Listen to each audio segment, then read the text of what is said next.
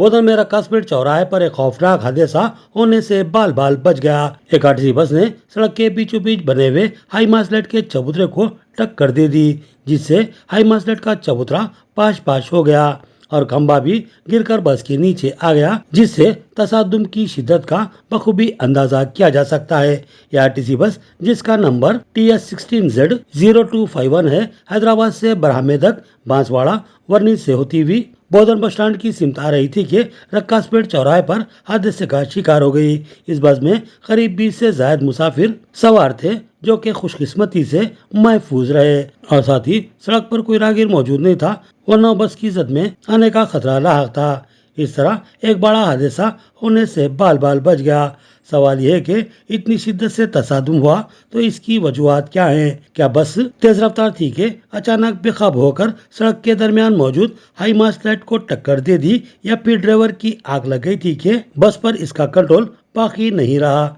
बहरहाल बात जो भी हो, इस मामले की तहकीकात लाजमी है। ड्राइवर के बयान के मुताबिक इसकी मुखालिफ सिन से आने वाली एक गाड़ी ने डिप पर दिया, जिसकी वजह से इसकी आंखें चुंधिया गई और बस सीधी जानिब को घूम गई और ये हादसा पेश आया।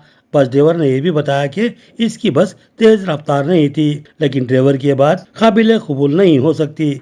जिस शिद्दत से बस ने हाई मास्लेट के चबूतरे को तोड़ डाला और एक बड़े खंभे को गिराकर उसको रौंद डाला, इससे बखूबी अंदाजा किया जा सकता है कि बस काफी तेज रफ्तार थी और ड्राइवर के काबू से बाहर हो चुकी थी।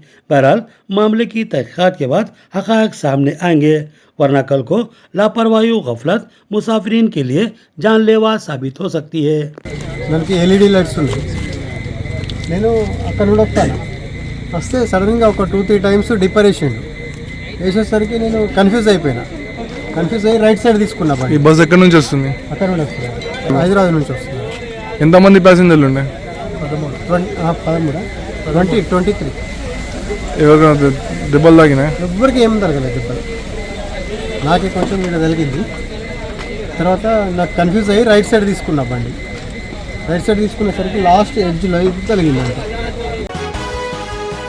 बल्दी डिवीजन 58 के इंदिरा हाउसिंग स्कीम के चेयरमैन मोहम्मद अब्दुल खुद्दूस साबिक कारपोरेटर ने अपने डिवीजन के 26 गरीब खानदानों को इंदिरा हाउसिंग स्कीम के तहत मकानात की तामीर के लिए लोन मंजूर करवाए हैं और मुतालिका खानदानों को इन तामीरी कामों के अहकामात भी हवाले कर दिए गए हैं। इन मंजूरा मकानात के मिंजिमला 4 मकानात की तामीर के लिए मोहम्मद अब्दुल खुद्दूस ने आज संगे बुनियाद रखा। इस मौके पर उन्होंने इंदिरा मकानात की मंजूरी और अहकामात की इजराई पर रियासती वज़ीर आला रेवंत रेड्डी, हुकूमती मुशीर मोहम्मद अली शब्बीर और PCC सदर महेश कुमार गौड़ से इज़हार तशक्कुर किया और साथ ही नए राशन कार्ड की मंजूरी पर भी इज़हार तशक्कुर करते हुए उन्होंने रियासती हुकूमत की कारकर्दगी को बेमिसाल करार दिया और कहा कि रियासती हुकूमत तेलंगाना की तरक्की और आवाम की फलाह बहबूद के लिए मरहलावार अमली इकदाम कर रही है। उन्होंने बताया कि मकानात की तामीर के लिए इस्तेफादा कुनिंदगान को फीकस 5 लाख रुपए फराहम किए जा रहे हैं। इसी तरह राशन कार्ड से महरूम खानदानों को नए राशन कार्ड की भी मंजूरी अमल में लाई जा रही है। पुराने राशन कार्डों के साथ साथ नए राशन कार्ड होल्डर्स को भी बारीक उम्दा चावल सरबराह किया जाएगा। उन्होंने बताया कि कांग्रेस हुकूमत ने खवातीन को मुफ्त RTC बस की सफर की सहूलत फराहम की है और साथ ही 200 यूनिट बर्फ की मुफ्त सरबराह कर रही है, जो कि हुकूमत का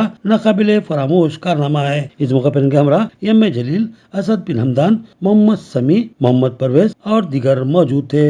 इंदिरा इल्लू के 26 घर मंजूर हुए हैं और आज का जो है सो आज मग्गू डाले हैं, जिसमें हमारे गंगाधर साहब और हमारे असद हमदान साहब, जलील साहब, समी साहब, परवेज साहब सब यहाँ पर मौजूद। इंदिरा कमेटी पूरी मौजूद है 58 डिवीज़न की।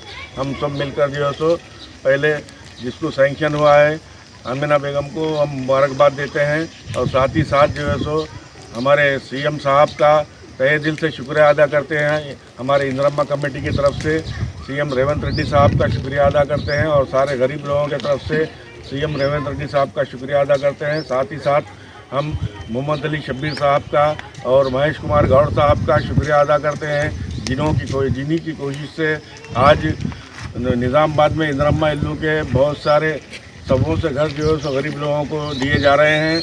मैं